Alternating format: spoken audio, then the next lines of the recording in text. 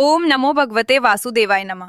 भक्तों, आई सुनते हैं एकादशी व्रत कथा पूरे विस्तार से। अगर आपको कथा अच्छी लगे तो मेरे चैनल को सब्सक्राइब जरूर करें।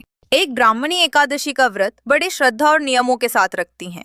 सबसे पहले वो एकादशी के दिन सुबह जल्दी उठकर स्नान करती हैं और शुद्धता का ध्यान रखती हैं। वो दिन भर निर्जला व्रत रखती हैं, यानी बिना पानी के उपवास। दिन में वो भगवान विष्णु की पूजा बड़े विधि विधान से करती हैं, मंत्रों का जप करती हैं और भगवान को फलों और फूलों से अर्पण करती हैं। रात में भी भगवान का ध्यान करती हैं और भजन कीर्तन करती हैं। व्रत के समापन पर वो दान भी करती हैं, जैसे भोजन, वस्त्र या दान पात्र। इस तरह से व्रत रखने से उन्हें भगवान का आशीर्वाद प्राप्त होता है और घर में सुख समृद्धि आती है। एकादशी का व्रत करने से ब्राह्मणी को न सिर्फ पुण्य मिलता है, बल्कि ये उनके आत्मा की शुद्धि और आध्यात्मिक उन्नति का मार्ग भी खोलता है। जब वो सच्चे मन से व्रत करती हैं, तो भगवान विष्णु की कृपा से उनके सारे पाप नष्ट हो जाते हैं और उनका मन परमात्मा के प्रति अधिक एकाग्र हो जाता है। मुक्ति या मोक्ष की प्राप्ति के लिए ब्राह्मणी अपनी भक्ति, धर्म और साधना पर ध्यान देती हैं। व्रत के दिन वो अहिंसा, सत्य और दान की भावना को अपनाती हैं। इसके अतान ब्राह्मणी का उद्देश्य होता है कि वो विष्णु भगवान की कृपा से विष्णु लोक में स्थान प्राप्त करे।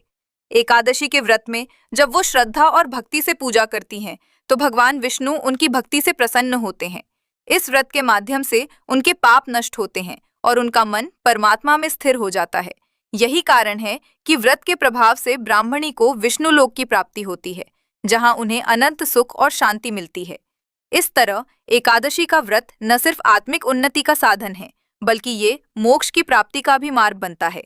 हाँ, एकादशी का व्रत करने से ब्राह्मणी के पाप नष्ट होते हैं और मृत्यु के बाद उसे मोक्ष की प्राप्ति होती है।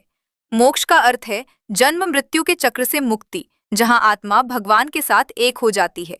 इस अवस्था में आत्मा को न तो फिर से जन्म लेना पड़ता है और न ही किसी प्रकार की पीड़ा सहनी पड़ती है। इसके अलावा यदि आत्मा का विकास अधूरा रह जाता है, तो उसे नए जन्मों में फिर से जन्म लेना पड़ सकता है।